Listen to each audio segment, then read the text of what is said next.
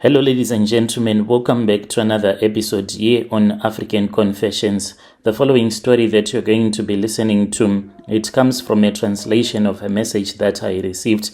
The translation of that message, it reads like this. Hello, how are you? Can you please post my own story as hidden identity? My confession, it goes on like this. In that moment, I was really desperate. I used to hear that when people are really desperate, they can do anything. I had reached the lowest point in my life, and when you have reached the lowest point in your life, you become so much vulnerable, so much that you will start to believe in anything. I am a woman that went to university, a professional woman. At that time, I was working. I really had a good job, and my marriage was going okay. My life, I can say in that moment, it was going according to plan. I thought that I would never fall for these false prophets. Never. I thought that was the reason as to why I had even since stopped going to church, because of some of the scandals that had happened in our church. I saw that a lot of people were being manipulated, and a lot of people that were desperate, and their desperation were making them to be blinded by our local pastors. And even the moment when I started following these TikTok prophets and prophetesses, there was one friend of mine who told me that these things that you are going to do, you are going to be manipulated. But because of my desperate situation, I was wanting to believe in anything. I told myself anything was going to be okay. All that I wanted in that moment was for my husband to return back to me, because I could not bear the thought of losing my husband to the woman that I used to share the same office space with. She was the one that was sleeping with my husband, and I had discovered that this relationship, it had been going on for 3 years without me ever knowing that this was what was happening. And this is how I ended up losing my own self, my soul, to this fake prophet. It all started, it was in 2023 when my life fell apart. I had been unemployed for over a year. I was surviving on loans and borrowing from one family member to another. I had no money, I had no peace, I had no future. Every job interview ended up in rejection. Every opportunity, I could tell and see that each and every opportunity was slipping through my fingers. On top of that, my marriage was crumbling down to the ground. My husband had been dating this woman from my work for the past 3 years, and he was about to leave me. Indeed, he had said that this relationship, this so-called marriage, we cannot save it. It is long gone. As for my family, I really do not know what I had done to my family so much that they had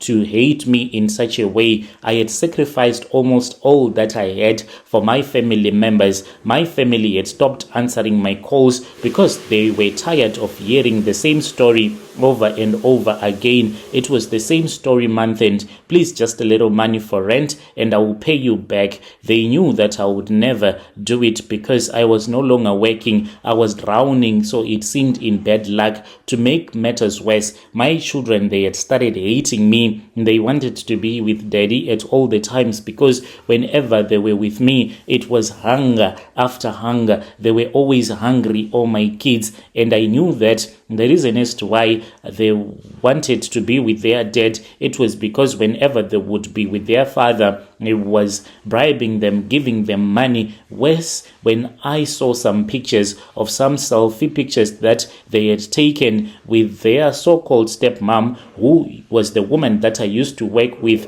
it really broke me apart. It broke me down so much that I could not even believe that this is what I was going through. I had tried everything, churches, fasting, I prayed, and I had even paid prophets and sangomas to unlock my destiny, but nothing changed. One night I was scrolling through my TikTok feeling sorry for myself, so I had once followed this other challenge, and whilst I was following that challenge, that was when I saw this other prophet. The prophet whom I will call Prophet Elias, he was a man that was from Zim. When I looked over to his live video, it had a lot of viewers, and the comments, they were flooding in. Most of the people that were commenting on his live, I could not understand since I'm a South African, so they were using their own Zim language, and most of them that were speaking in English, they were like, "Man of God, please help me. You saved my life, prophet.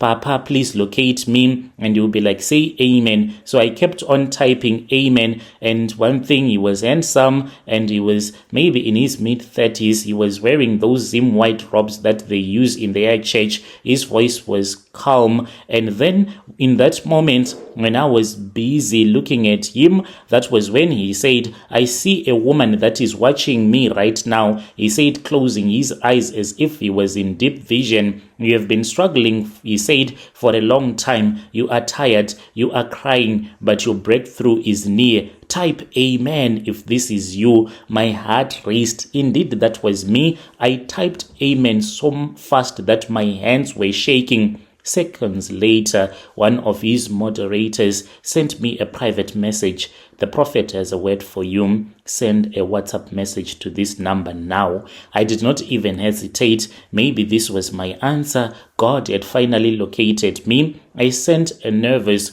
WhatsApp message almost immediately. That was when I got a voice note, and this voice note was like, "My daughter, the Lord showed me a vision of you. The reason as to why you are suffering, it is because there is a curse upon your life. Someone close to you, maybe a family member, does not want you to succeed. You have a dark cloud following you, but don't be afraid, for I can help you." I felt exposed. How did he know? But first he continued, "I need to see your spirit. Send me a clear picture of your face, no makeup, no filter." A part of me hesitated, but I ignored the doubt. I took a picture and I sent it. "Good," he said. "Now for me to break this curse, you must perform a small deliverance ritual. Do exactly as I say." So the instructions that were given to me, they were quite simple. He said that I was supposed to buy 3 white candles and then light them at midnight, stand in front of the mirror and pray. He said, "Pray, pray, pray. Psalms 91, 3 times this you need to do." And when you are doing that, my daughter, are you able to record yourself doing it and send the video? I was desperate, but I was nervous because he had said that I was supposed not to wear like anything. I had to find like a wrapping cloth or a dress so as to wear it without any underwears or any bra underneath. I did not want to do that, but anyway, he had told me to do so. I felt strange and I did it. I sent the video waiting for my miracle. The next day he messaged me again and he said that the curse is strong. I need to go deeper. This time it was really weird. He then said, "Tonight you must wake up at around 3 a.m. and send me a message. And after you have sent me a message, and then we need to do this prayer." So I waited. I had set an alarm at 3 a.m. I then called him. He then woke up and he said, "Okay, go outside. What are you wearing?" And I did not want to reply. He kept on asking me what I was wearing, and I told him. He then said, "Okay, it is fine. Undress yourself." So I undressed myself, and then I went outside, and he said, "I want you to stand barefoot on the ground, say your full name 7 times, and then on the 8th time, say my name, and then pour a glass of salt water on your head. This will wash away the spiritual blockage." Mind you, when all of these things were happening, it was via a video call and I was naked. I did it even though it did not make any sense. I felt silly standing at the backyard whispering my name and his name, but I trusted. A few days later, at first nothing happened, and then after that, that was when I got a job. I told him I was excited, but I started to have weird dreams. This same man, he started coming to me and standing at the foot of my bed. He will be like, "I have to make you my wife. I have to make you my wife." Then I will shout, "Jesus, save me." Then this man will just disappear.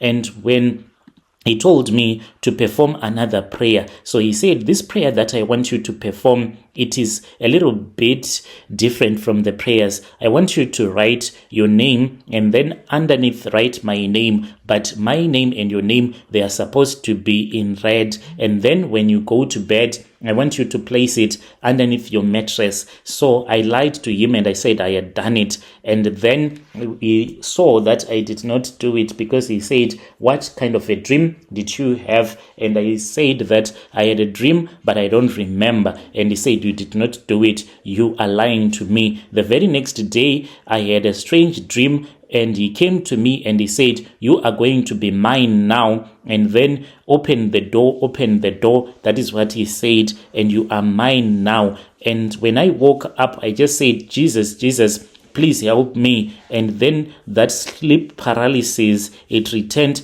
but it did not affect me that much. This man, he then said that in order for him to keep on helping me, he wanted money from me. And I said, I don't have money. He then got angry with me for no reason at all. And he said, oh, so you do not want to give me my money? So we are going to see what is going to happen. One day when I was walking from work, a car almost hit me. It was like I was losing my mind. I was walking in a street, even though I knew that street, but it was as if I was a new person in town that did not know where she was going. And then at night, I had a dream. This man was angry. He was like, come here. I want to marry you. And when I refused, he said, you are going to see the curse that is going to follow you. You are no longer me. I am no longer you. And he had disappeared. The next morning when I woke up, I tried to search for his TikTok. It was gone. His WhatsApp, I could not find it anymore. I went to work. To my surprise, that was when I got fired. Just like that, that is how I lost my job. So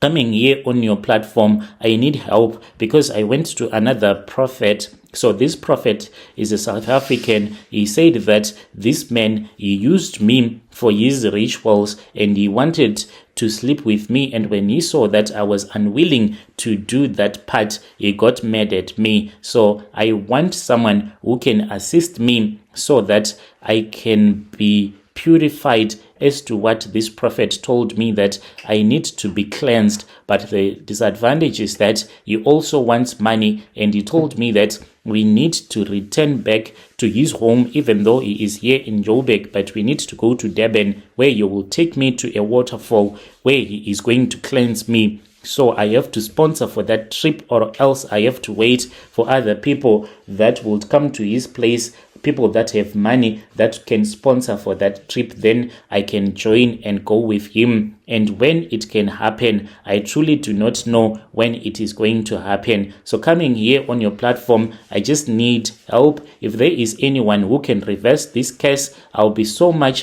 happy if there can be such a person. When you post my story, please tell me. I'll be following through in the comment section. I'm so scared right now of prophets from Zim. Dear listeners, right there was a message that was sent to me by one of our sisters. Strange things indeed, they do happen in this world.